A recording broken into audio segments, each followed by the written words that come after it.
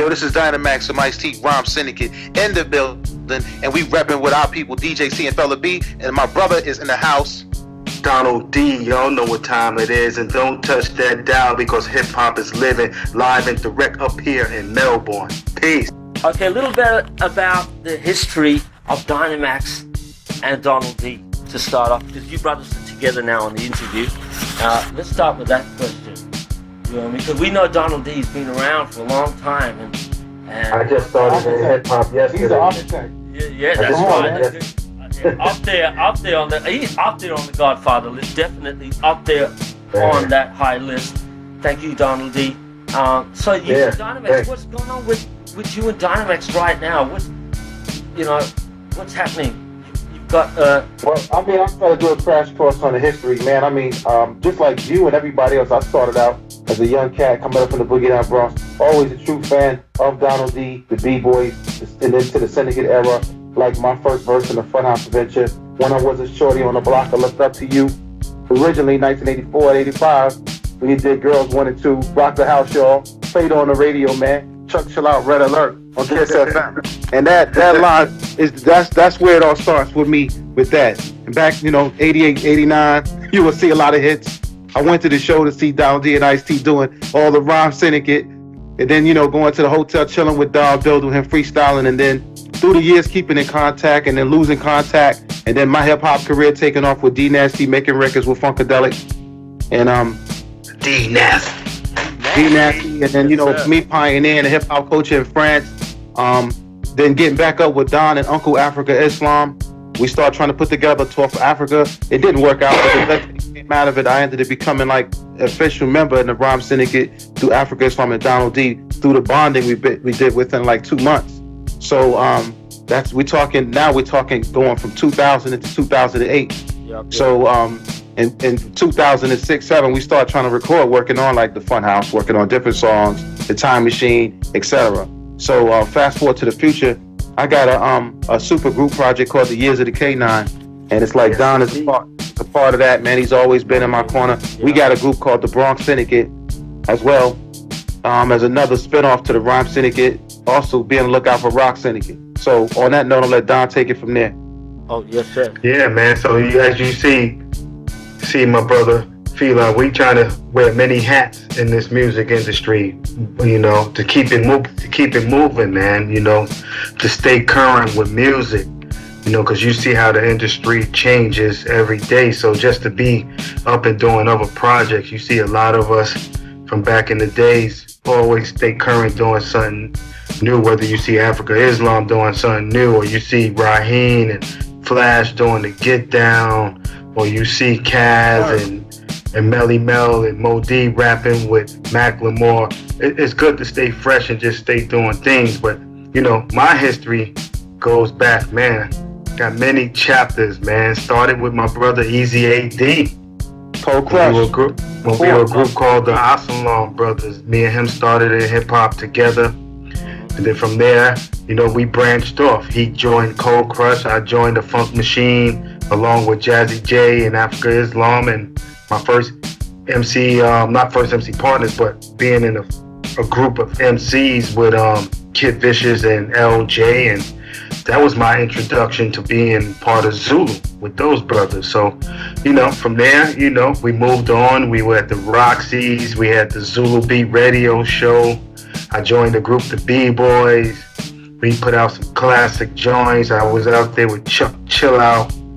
From there, went out to California, got down with Ice-T, Rhyme Syndicate, and all the brothers that was part of us and sisters that was running around with Syndicate. And made my way to Japan. Yeah, we took Zulu to the West Coast, built it, kind of incorporated our hip-hop culture, how we were doing it back in New York, and brought it to the West Coast and kind of reshaped the West Coast sound and how they were getting down. So, from there, went out to Japan. Yeah, man. I done went all over the place. Was out in Japan with DJ Utaka, Honda, Crush, and all of these other guys. DJ B. Man, was out there. My man Joey Slick at Enter FM. From there, Europe, Italy, man. So international, man. Word. I'm doing my radio shows. I did radio with Curtis Blow and Whipper Whip, the old school show. Like I said, we did the Zulu Beat show with Red Alert and Africa Islam. I had my own radio show here, the Street Team show in Italy. So keeping it moving, man. And still doing music. I forgot that. I'm still making rap songs too. Right. Still making albums. Yep. Music is for life, definitely. Yeah. It's in my blood. It's in my blood. Yeah. And Dynamax, you're an ambassador for hip hop? Yeah. Well, ambassador, I be originally coming out of Kool Herc's camp, 1995. Herc put me under his wing.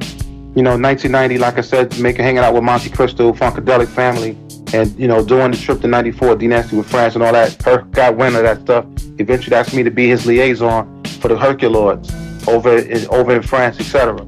And then afterwards, did a song with Grandmaster Cass. It's a remix to the song I did with New York, with Dynasty with Grandmaster Cass of the Coke Rush. And then afterwards, just fast forward again back to the future. And I had a chance to do a friend of mine. I helped out with the industry over there, a little sister named Tracy LS. And she connected with the U.S. Embassy. I did 13 countries in the motherland. And Kemet, one of the first hip-hop artists from the U.S. to travel 13 countries, man, back to back.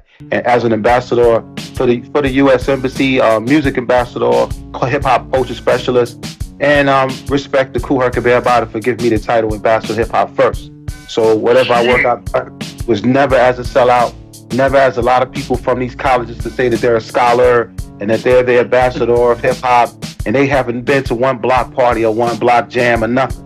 You know what I'm saying? Like, not on that tip at all.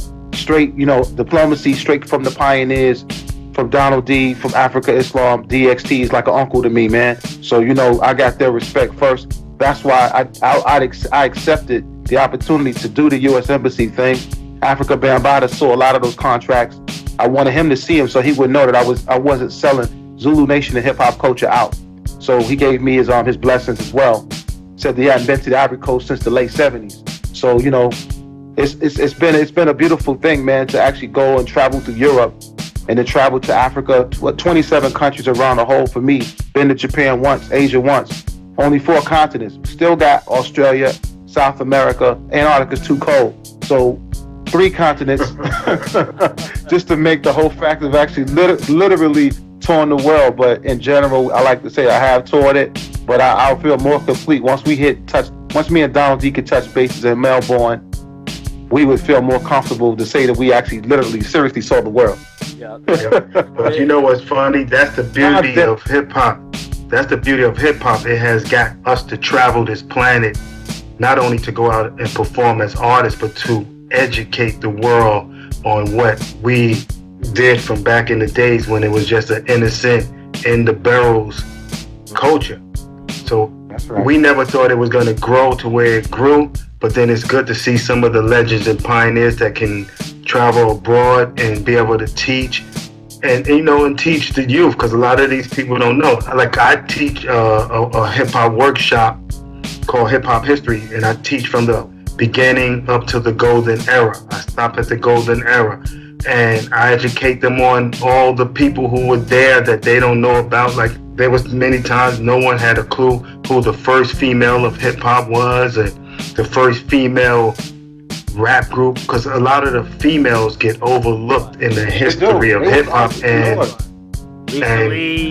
I'm one of the brothers that want to continue to tell their story so that their story can continue to be heard. You have some of the sisters that's out there still telling their stories, whether it's Sha Rock, you got Lisa Lee, you got Shantae, Sparky D, just to name a few. But it's also good for us brothers, because those brothers are out there grinding and hustling more than the sisters these days, and it's good to also include them in the mix.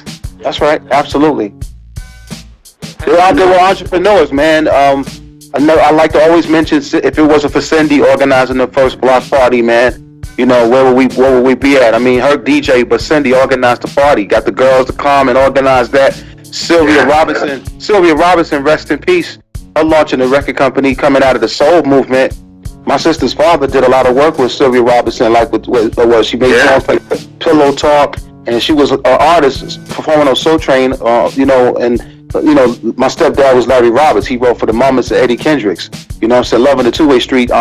Alicia Keys and Jay-Z sampled that. So, the Moments.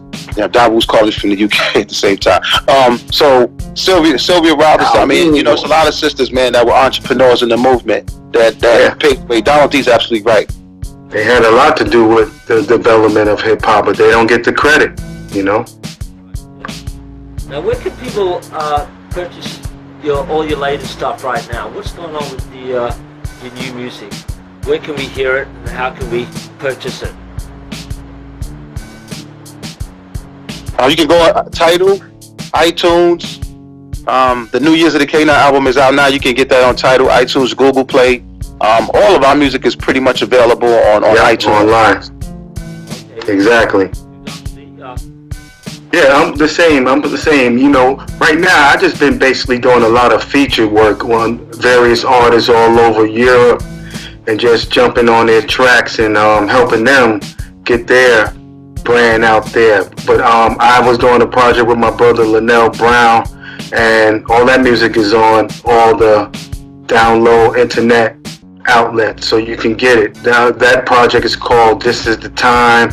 We got some videos on YouTube, and we just trying to also, what we're doing, it's cool to party and do party song, but we were trying to bring back that message in the music that's been long forgotten, with the brothers like Chuck D and some of the brothers back from the 90s, where, today's music has no message, and it's something that's going to make you think and just basically uplift the communities. So me and Linnell is doing that, but we know it's hard because if you're not in mainstream, not many people are gonna hear what our message is about. So, but the best thing is to keep doing what you do, And they got videos, man. There's also videos, but Donald Linnell got a lot of videos for all these songs. They're making like a video for every joint. We're trying to do it for every project that we make sure we got videos. It's important to stay visual with the audio. So yeah, we gotta get Australia to start watching these videos, man. So feel like you can link them out to all the channels out there, man. I'll send you the links, man. Right, people can check you brothers out, and it'll be a good link because you've got a lot of old school fans here too. So we need to connect with the next generation in hip hop. We need to educate them. Yeah. The real stars were the real gods, who the pioneers were. If you're gonna do into anything that's involved with hip hop, it's not Lady Gaga and all these other stars that you think they are. These are the real pioneers. So we need you to know, this is where it's at, and this is where it still is. It's still strong. That's right. And it's not. Yeah, exactly. And it's not about hating on this generation of artists. It's about connecting, and we all collaborating and bridging the gap. Because I get a lot of legends, or some from our era and some after my era, who are hating on today's artists and say what they do is garbage, blah blah blah, it's mumble rap. But I said, every generation had their own time and energy. If you go back to the early days when they rhyme, it wasn't complicated in the beginning, and then everything started to evolve, and then Melly Mel started flipping words, and then Kaz flipping words, to where you got rappers like Rakim came out, and they got complex like Kane, and everyone had their way to do it. And this generation just got their style. Their music is more slowed down, but it's no different. It's still hip hop. I like Kendrick Lamar, man. I like Joey Badass. I like beats, man. I said, how can you hate on? I said, if you're gonna hate on today's generation, each generation, I said, always hated on the next Rocky. one. It's a few. It's quite a few. I like. Old songs turn into old vinyl. It's gonna be the same story again 20 years later. Yeah, that was some old vinyl. You know what I mean? So, yeah, definitely. Everything. But you have to understand, everything evolves. If you go back to the early days of how DJ scratched, look how it got to a complex way of them scratching today. Or if you look at how the B-Boys battle, breakdance back in the day, everything just, it uplifted the skills, development thing, man. Come on. You know what I'm saying? If you look at the NBA, let me say this last one. If you look at pro basketball from the 70s or the 60s to now, it's completely different. These players can shoot better, they can run faster, they can jump higher.